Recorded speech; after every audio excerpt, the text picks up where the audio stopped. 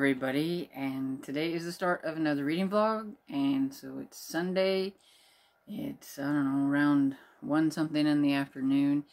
I gotten home from church, ate, got some wood in, all that stuff, so now I can come up here in my room and sit down and do a little bit of reading.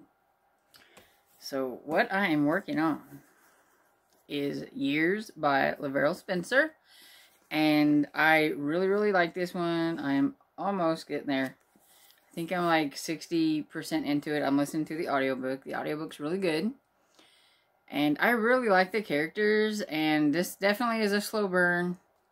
Definitely slow. But still interesting. It's just the romance between the couple is like really slow.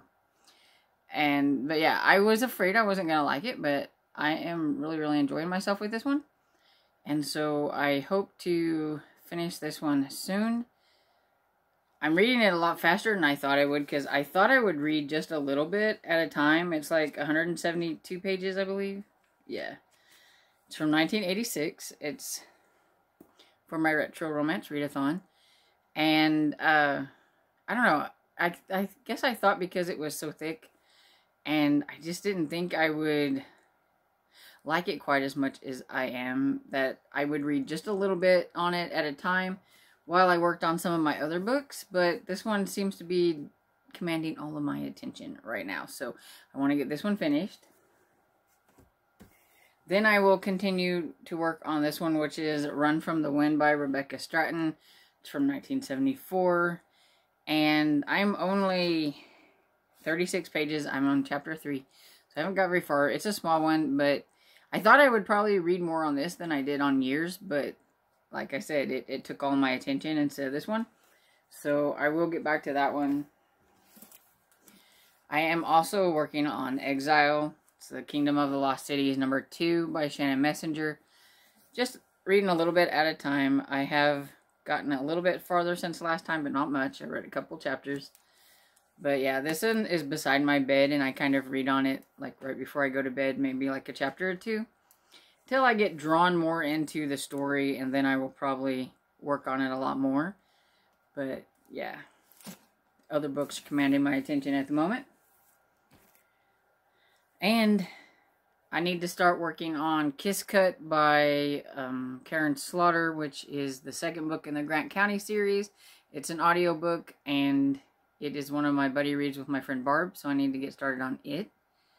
And so hopefully I can get that one done this week and get Years and get Run with the Wind done, and just work my way a little bit more on Exile, and I'll feel pretty accomplished. I take that back. I do need to get to Murder at an Irish Wedding, I believe is what it's called, by Carlene O'Connor. It's the second book in the Irish Village series. I think that's what it's called. But this is my wedding book for the scavenger hunt prompt.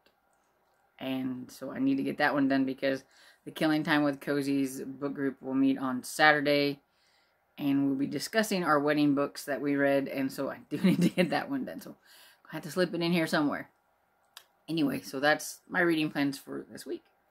So I will chat back with you whenever I have something interesting to say. Hello, everybody. It is Monday. I almost forgot what day it is. It is Monday, and the 7th, I believe. And I have finished Years by Laverne Spencer, and oh my gosh, this was so good. And somebody should have warned me that the ending was gonna like gut me, because that was hard. Oh, I don't like books that make me cry. I don't like crying in books. That was hard. Oh. But it was so good. I'm giving this 5 stars. 5 stars. It is good. Melissa was definitely right. This was good. It's an age gap romance between Teddy, who's 34, and Linnea, who is 18.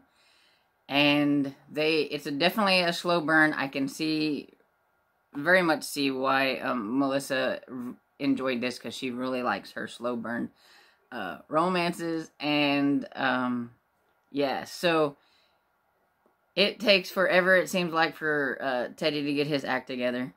But you can kind of understand why. I mean, it's set in 1917, and it's on the brink of the U.S. getting involved in the war, and he's a wheat farmer, and she's come there to Alamo, North Dakota, to be the teacher. They do not hit it off very well at the beginning. He was expecting a man, not a woman teacher, and especially one so young, because North Dakota, the winters get really, really bad, and he didn't have time to take her to and fro to the school and all that stuff, and she's going to prove him wrong, that she can handle everything. And yeah, it was a lot of fun. And then you get to the end, like from chapter 22 on, and I was not expecting the stuff that happened, and I was like, oh.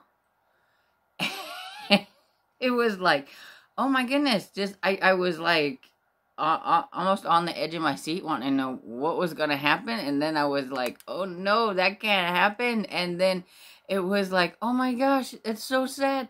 And then it just kept going, and I just had to keep reading, and it was just, oh, it gutted me.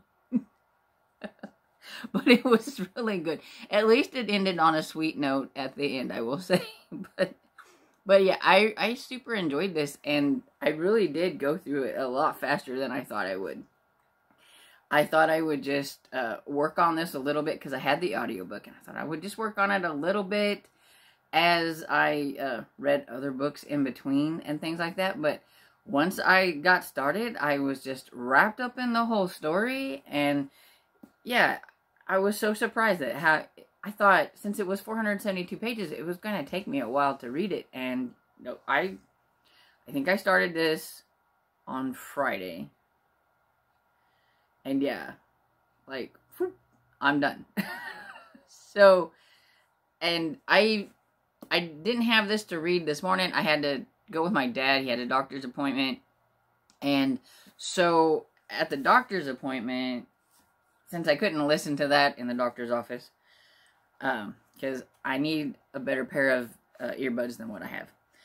So I brought this with me, and so I was reading on this one, so I've gotten a little farther. But yeah, immediately as soon as I got home from the doctor's office, I picked this up on, and I just had to finish it. So it was one of those do not disturb until this book is over situation. So my dad went to town.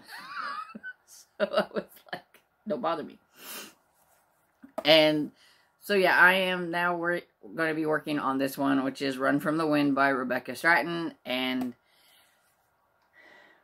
I didn't mention it during my TBR, but Zach and Casey from the Book and Bobs, they have a romance readathon going on all the month of February. And I kind of wanted to loosely participate, but I wasn't sure, because I didn't know what the contents of my books would be. But there is, one of the prompts on his bingo board is a book over 400 pages. So this will fit that. And the more I read this, the more I think this will probably fit the hate to love. Because, yeah. She comes to this place because her uncle had talked about it, and talked about how much he really loved this place. So she thinks that, she wants to go see the place that he loved, because now he's dead. And I'm going to guess that her uncle must have been in World War II, because I believe they keep saying that she's English, so I'm going to guess that she's from England, and then he's French, and we're in France. So I'm going to take it that, maybe there was, this is the way I'm taking it, that some of the English were stationed in France during the war or something. And anyway, but he was there during the war, and he really liked this place. He always talked about this chateau. and all the people in this small town and everything. And so she wants to go check it out. But I have a feeling that he may have talked up like his stay there and the things that happened there, because the first person she meets is the landlord of the place that she's going to be staying.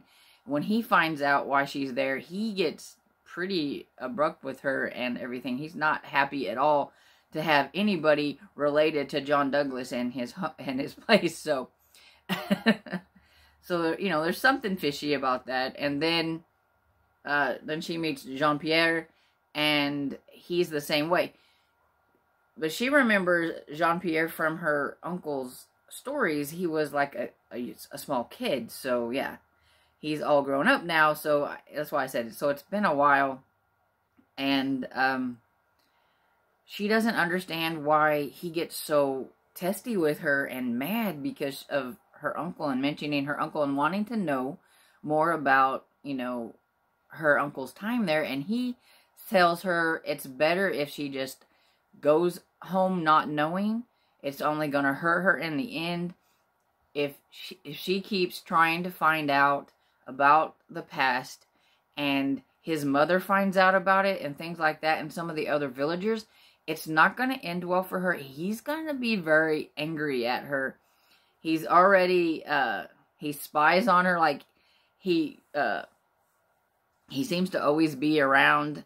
If his half-brother Simon is not taking her around, then he's the one taking her around places. And he already said he was going to have to keep an eye on her.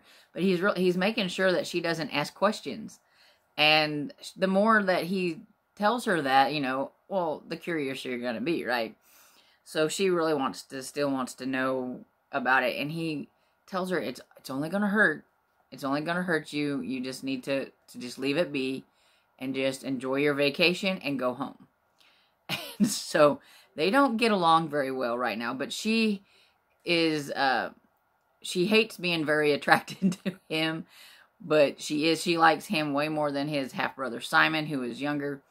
And, yeah, so definitely getting the hate to love vibes going on, which was one of the prompts on Zach and Casey's bingo board. So I think I will have another one for that. So I'm excited. I was like loosely participating in their readathon and seeing if I can fit in some of my reads into the readathon. So, but yeah, I'm enjoying it so far. I'm like her. I want to know, what did John do? I want to know. I am on page 82, and there's, I think, 187 pages. No, 189 pages. So, yeah, almost halfway through. And so I want to work a little bit more on this. And then I'm trying to decide what I'm going to read. I need to pick this up, but I'm a little worried now. Because it's another one by that author. I'm a little worried. But I think I'm going to put that one down for now. And we will get back to that one in a little bit. So I think these are the 3 books that I'm going to choose from next to add to my pile of reading. I'm just not sure which. This one is a historical romance. This one, I believe, is kind of a romantic suspense type, maybe intrigue-ish type. And this one is just an old school Harlequin. It's one of the classics. It's this edition, I believe, is from 1980. Let's see. Oh yeah, I put it on the back side, remember. This edition is from 1980, but the actual story and the content is from 1952. So I'm a little curious, and it's pretty thin. So one of those is what I'm going to pick up. But the audiobook that I'm going to work on also as I'm reading this other book is going to be A Murder at an Irish Wedding by Carlene O'Connor, because that is the Killing Time with Cozy Scavenger Hunt pick for our chat on Saturday. So that will already happen by the time you see this video. But I want to get that done, and I've procrastinated enough, and I need to get it finished. I don't want to be trying to finish it up on, like, Friday night. So, yeah, we'll get more into that. I'm only, like, I think maybe 8 or 9% into the audiobook. So, need to get that going. And, yeah. So, hopefully none of my other books, like, rip out my heart like that one did. But we'll see, I guess. Hello, everybody. It is about 2 o'clock on Tuesday, and I finished another book, so I come on here to talk to you guys. I finished Run from the Wind by Rebecca Stratton, and you know what? I think I am doing very well with my picks, because I really enjoyed this. It's a little different. I did tell you a bit about what it was about. This lady here, Laura, her uncle talked about this small town in France, and so she wanted to go visit it after her father, or not her father, but her uncle had died. And she always heard all these good things about this town, but when she gets there, it seems like the people in this town don't like her uncle one bit. And so she's wanting to find out what it is all about. It is an age gap romance as well, because he is, I'm going to say probably 34. Just off of guessing, he was 4 years old during the war, and they were talking about it being like 30 years ago, so I'm just guessing that he's probably about 34. And she is very young. I don't know exactly what her age was. I don't think they ever said, but she comes off fairly young, so I'm going to say probably in her, like, at least early 20s maybe. So there's a little bit of an age gap. And it's also a bit of a hate to love, because he really does not want her trying to find out information about the past, because his mother was hurt by that very much. And he also knows, but he also, at the same time, he also feels bad for her, because he knows that if she finds out this information, it's probably just going to hurt her. And he doesn't want her to be hurt. And he feels bad also because as long as his mother believes that John Douglas did what he did, there's no way they could have, like, a relationship anyway, because he could never bring her home to his mother, because she would despise her. And so, yeah, so there's that. But he does get very angry at her, and they don't hit it off extremely well at the beginning and everything, but she has this, like, extreme attraction to him. And it's funny because his half-brother Simon, like, really likes her, and he's just as nice looking as him, and he's younger, so he's, like, more her age, but she just doesn't feel anything. And Simon always taking her out all the time, and Jean-Pierre, he doesn't even take her out that many times and everything. Usually she was actually hanging around Simon most of the time. So I thought that was kind of interesting. And one of the things also about this is there's a couple kisses, and that's pretty much about it. But it's weird because, like, they don't even really care for each other. Like, I mean, there's an attraction, but there's not, like, they don't even hang out with each other very much at all. Like I said, she's, like, with Simon most of the time and everything, except they're the ones that are falling in love with each other.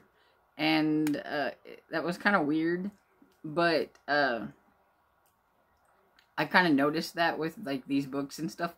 That's just kind of how maybe the romances were. I mean, this was from 1974, so they are a lot different from Harlequins of today. That's one thing for sure.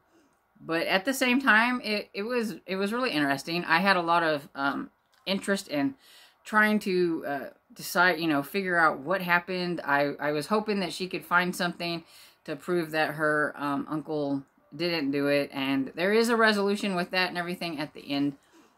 And so it was interesting to find out what exactly happened and all that kind of stuff. So yeah, I enjoyed it, and giving it 4 stars because yeah, it is different, and it's not like the romances of today, but I still enjoyed it. I still had fun reading it.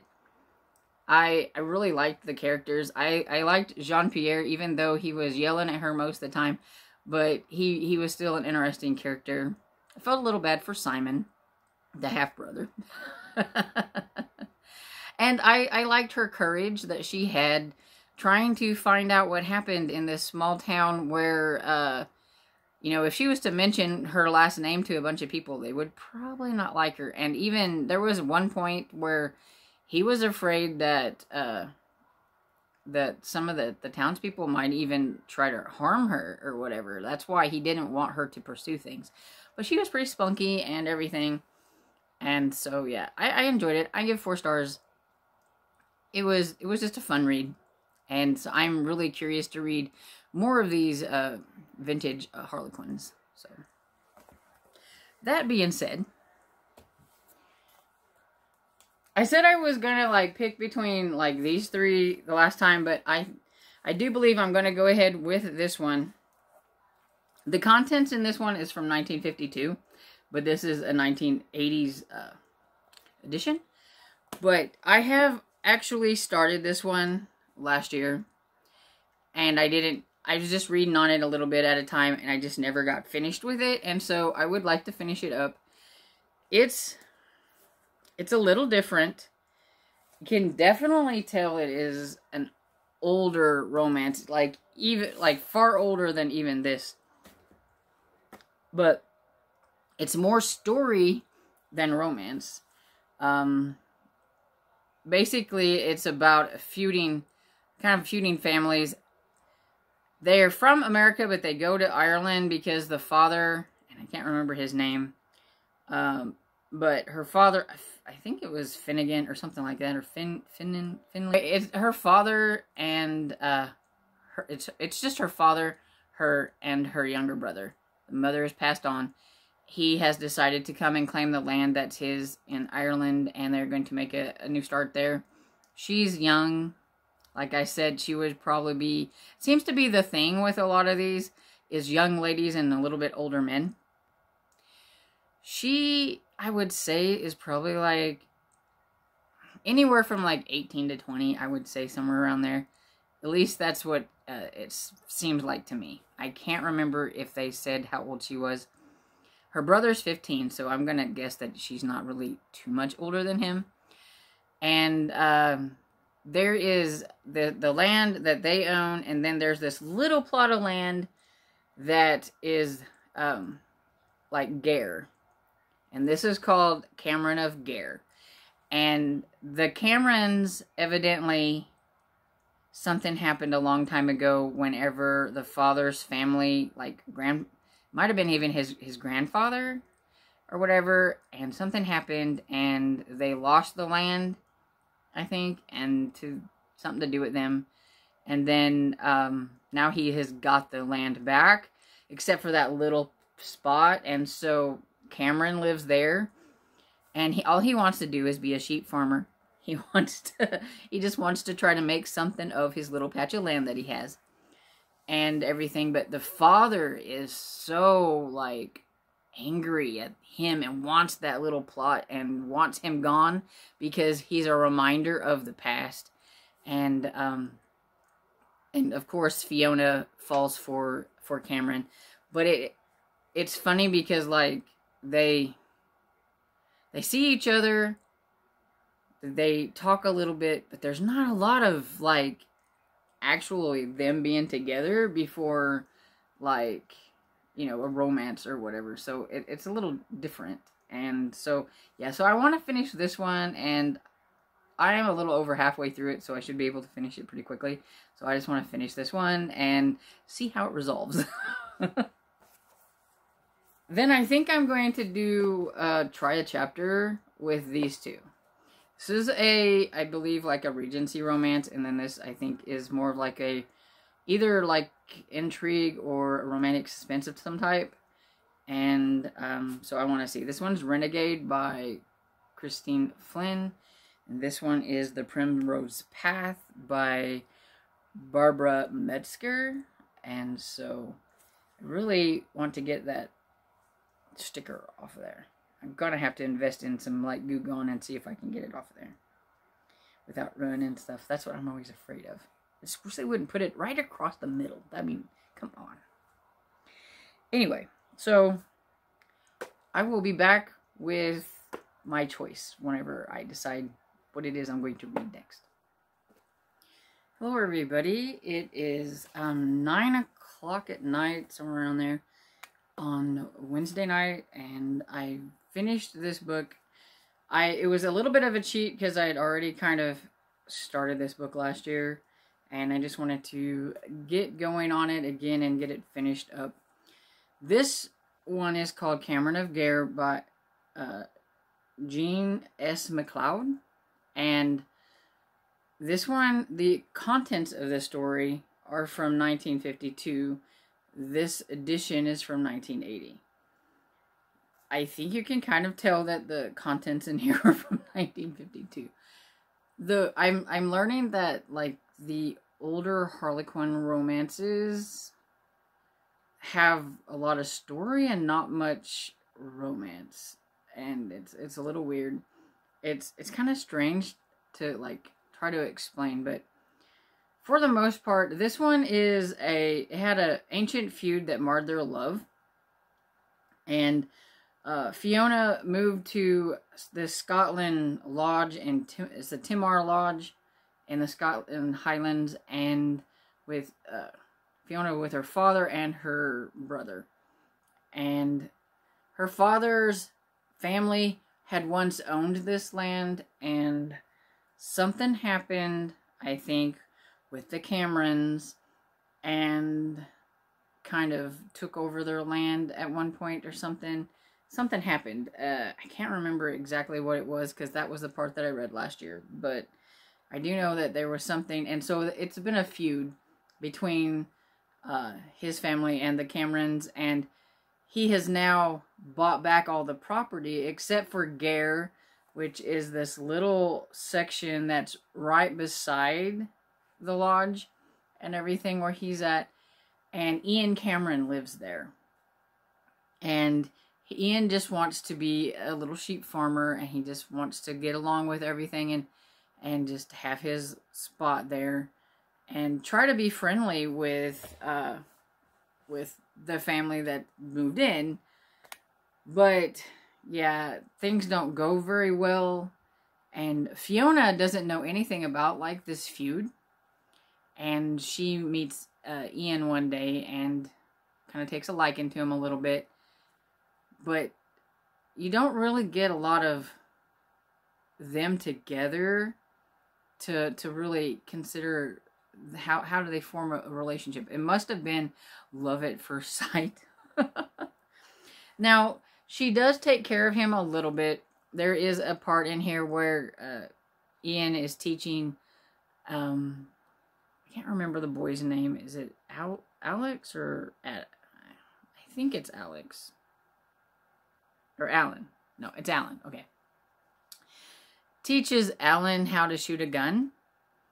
And Alan accidentally shoots him in the leg. And he's a sheep farmer, and he needs to be up and doing things, and he has to take care of it. I mean, he's really barely getting by with what he has. And if he doesn't tend to the sheep that he has and gets them ready for the coming winter and all that kind of things, you know, bad things can happen. And he has to work the land. So she does kind of go down there and help him out a little bit.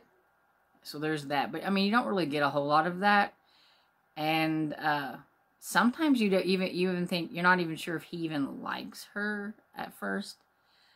And so, yeah. So I think that's it seems like there's a lot of kind of hate to love, or not really quite sure how the man feels until like halfway through the book. Kind of a thing. So yeah, it is a little weird. But yeah, then there's a lot of stuff happens towards the end. And the ending, there is another woman, Elise, I think is her name. Yeah, Elise. She likes Ian, and she's been trying to get Ian to move to Inverness and stuff, and to give up Gare, but he will not give up Gare because that's his family's property, and he's not going to give it up. He is going to make a living off of that, is where he lives. And so there is a part where it felt kind of like a Hallmark movie. It's got the other woman where she's trying to persuade Fiona that she should just give it up, and you know, Ian's not going to want to be with her now, and there's some things that happened, and stuff. So you got that, you know, other woman aspects and everything. I thought it was okay. I did think it was a little dry in places, but overall, it wasn't bad. And so I'm going to give it 3 stars, because, I mean, I didn't think it was bad, but it just wasn't quite as fun as some of the other reads that I've read so far. So if I'm going to go on that, then yeah, 3 stars. Then I did a try a chapter tag with these 2 books. This is Christine Flynn's Renegade, and it's a Silhouette Special Edition. And so I have this one, which is The Primrose Path by Barbara Metzger. Yeah, so this is like a Regency romance. And they were both, I thought they were both fairly interesting. This one had a prologue, so I read the prologue and then part of a chapter, because I was like, oh my goodness, I'm never going to get through with a chapter after reading the prologue. So it was okay. I think it'd probably be okay. It's about this guy here, Kane, who was a bit of a troublemaker whenever he was younger. A lot of it is because of like home life and things like that, and people thinking that he is a troublemaker, so why not be a troublemaker type of thing. And he has an ultimatum, like he either stays out of trouble or the sheriff was going to put him in jail. So his mom like sent him off and let him go, so he leaves home like 17 or something like that. And I think he's supposed to come back. And at the beginning of the first one, it has the love interest, Ellie, who is trying to call him because his mother has died and doesn't understand why he wouldn't come back for like the funeral and all that stuff. So she's like, well, maybe he didn't get my letter or whatever and stuff. So eventually I'm going to take it that he comes back, and not everybody wants him to come back, I don't think. So I do think it will be interesting. Just this one, I think, hit the mark a little bit more, because I love my Regency romances anyway. But this one is about a Viscount, I believe. Yeah, Viscount Noel. And he becomes kind of a laughingstock because his aunt, Lady Sophia, decides when she died, he thought he was going to get the property, but whenever she dies, he finds out with the will that she has left the property, the house, the Primrose house, to her dogs. And she's got several of them. She's got several dogs. And they were her pets. They brought her a lot of joy and comfort. She was not able to get around. She was in like a wheelchair type thing. And so they gave her a lot of comfort and stuff. And they were her babies. And she has a, like, her lady's maid type companion or whatever. And her name is Angelina. And Angelina had been with Lady Sophie for 5 years, I believe. And she had been with her since she was 16, I think it was. So she kind of felt like she was a little bit of an aunt. So she's like really upset about, you know, the death. And she is also kind of the caretaker of Primrose House as long as the dogs are there. The only way he can remove her from the property is when all the dogs are dead, or they have been given, you know, adopted out or whatever it is to homes and things like that. And so they're going to bump heads quite a bit, I have a feeling, and I like that. So yeah, so I've picked that one, and I've been reading a little bit on it, and I'm on page 26, so I've gotten a little bit into it, but not that far, but I've gotten a little into it, and so this is going to be what I'm going to be reading next. So Also yesterday, I forgot to mention, I think, but I started and finished The Little House in the Big Woods by Laura Ingalls Wilder, because this week from the 7th to the 10th was Elizabeth from Lizzie Faye Loves Books, a Little House Readathon. And basically you're supposed to read something that has something to do with Laura Ingalls Wilder, or, you know, Little House on the Prairie or whatever. And she gave me an assignment. She asked me to, since I've never read any of them, to read the first book in the Little House series. So I did, which was The Little House in the Big Woods. It was different. Definitely can tell it was a kid's book, and it's definitely dated. But I also found it kind of interesting because it was basically a kid's book, a kid's history book, I would guess, about how people lived back then. And, you know, I think if everybody read that book about how you had to live back then, you know, they worked so hard every day just preparing for, like, winter and stuff, like canning their goods and making sure they you know, caught the wild animals, and so that they'd have meat for the winter and all that kind of stuff, which I thought was very interesting. And yeah, it just kind of was a play-by-play, like, a history of what it was like to live back, you know, during that time. So it was kind of interesting. And it was really quick. It was only it was under 4 hours, so it didn't take very long. I think I would probably give it, I don't know, 3 stars, maybe 3.5 stars. You know, it was okay. And I am also now continuing to listen to Murder at an Irish Wedding by Carlene O'Connor, and I'm 69% into that. And I'm hoping to maybe finish that one tonight. If not tonight, I know I will finish it fairly early, probably tomorrow. But I need to get it finished because I need to start on Kiss Cut by Karen Slaughter. And so, gotta get them moving, gotta get it going. I have things, I feel like I'm running out of month to get some of these things done, so hopefully I can get everything I want to get done. But yeah, so that's pretty much what I'm doing right now, and I will come back on here when I finish them.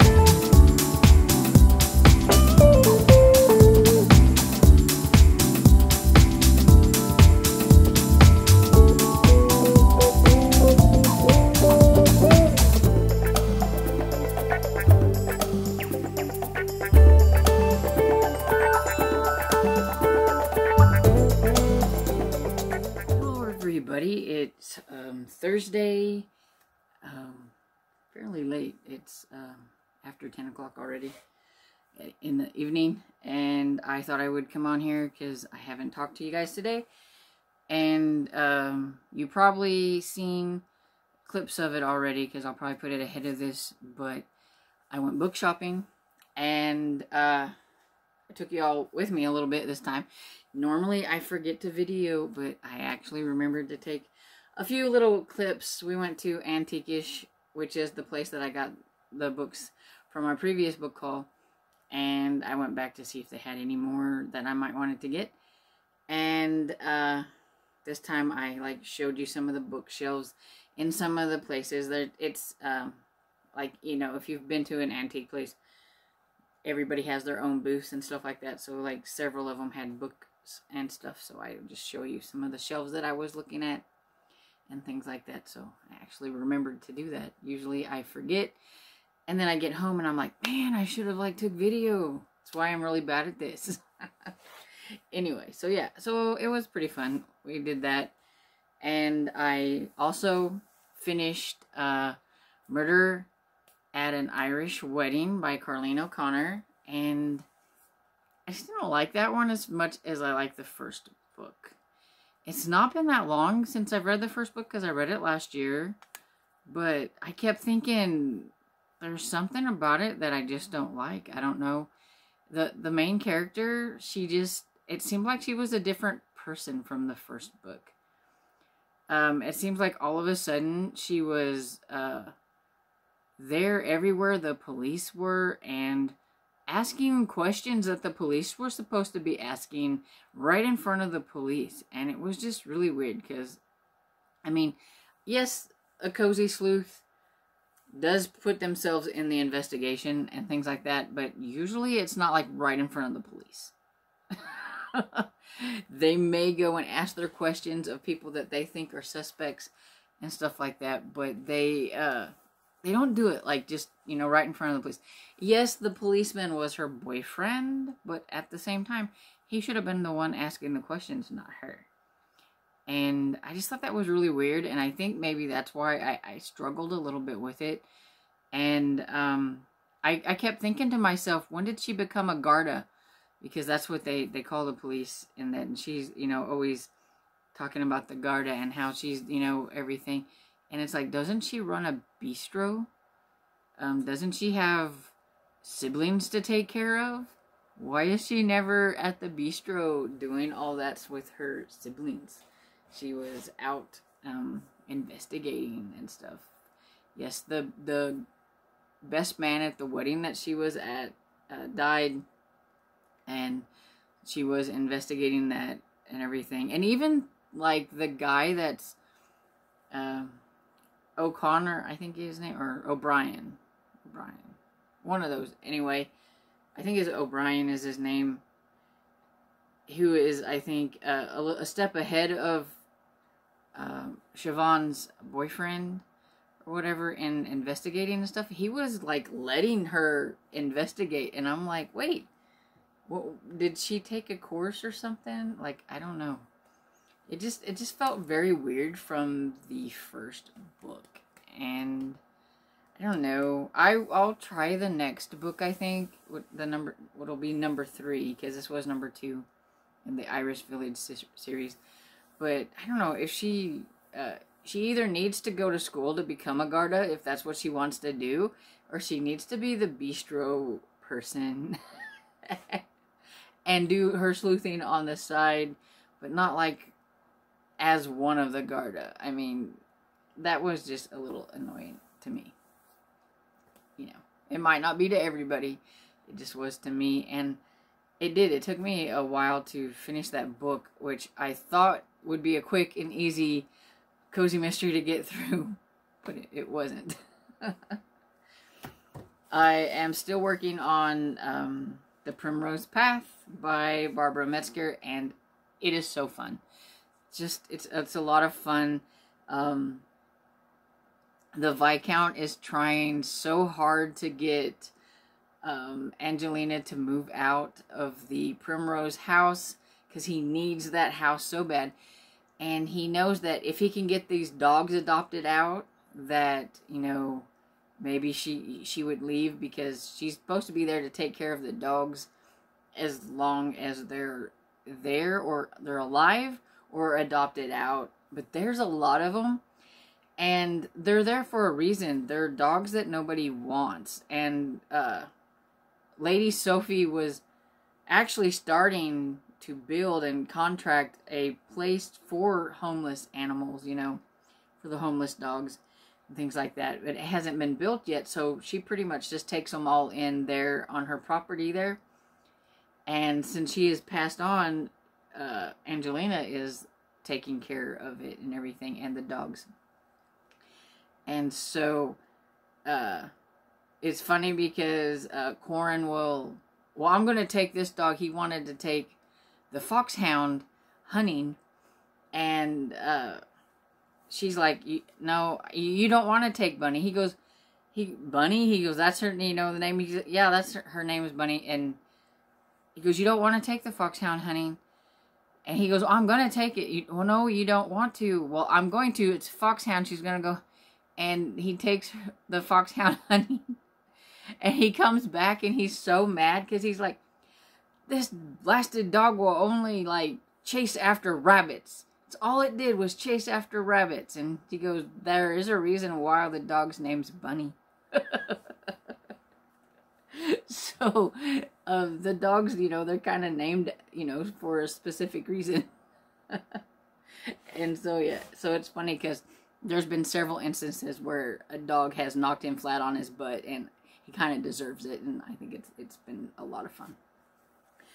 I'm only 62 pages into it. I haven't gotten very far, but so far it's very good. And I am still working on Exile. It's Keeper of the Lost City #2. I am on chapter 14, 124 pages into it, so I'm making a little headway. I do need to start reading some more on this, because I'm going to get to where I'm going to have to push it too much at the end of the month, and I don't want to. I need to get farther into it, so I will work on that. And I am also listening to Kiss Cut by Karen Slaughter. This is #2 in the Grant County series. I'm about 17% into it. And this is a buddy read with my friend Barb, and I need to have it finished by next week, by Wednesday of next week. So I have plenty of time, so I should be able to get that done. And so, yeah, I think that's pretty much all that I have to update with. And I will be on here the next time. Hopefully I finish. Hello everybody. I am just popping in here on Sunday to wrap up the vlog real quick because I forgot to do it yesterday. And I'll just kind of run down the books that I reviewed this week. Just a little bit of a recap. And then there's one book that I read that I haven't talked about. I finished Years by Lavelle Spencer. And this was so good. I really liked it. I was very surprised. I gave it 5 stars. Then I read Run from the Wind by Rebecca Stratton. This one's 1974. And it's a Harlequin romance, number 1839. And it wasn't too bad. I kind of liked it. I gave it 4 stars. And then this one is from the Harlequin Classic Library, and it's Cameron of Gare by Jean S. McLeod. And this one was just okay. The contents inside are from 1952, even though the outside is a 1980s reprint. And you could very much tell that it was 1952 romance. But it was okay. I gave it 3 stars. I listened to 3 other audiobooks. And so the first one I'm going to mention is Kiss Cut by Karen Slaughter. And that one, I liked it, but I didn't like it quite as much as the first book in the Grant County series. So I would say like 3 stars to 3.5 stars maybe. Then I listened to Murder at an Irish Wedding by Carlene O'Connor. And that... It's the second book in the series, and it just felt so much like a totally different book from the first book that I just wasn't enjoying myself very well. And so I gave it 3 stars. Though, I did check to see what the blurb was on the back of the third book. And because of something that I saw on there, I will give the third book a try to see if I will like it from then on out. Because, yeah, there was just... the certain things I just didn't care for. But I think they're going to get worked out in book 3. So we'll give it another go and see. And then I listened to Witches Get Stitches by Dakota Cassidy. And that's the book that I finished yesterday. It's a short, cozy mystery paranormal.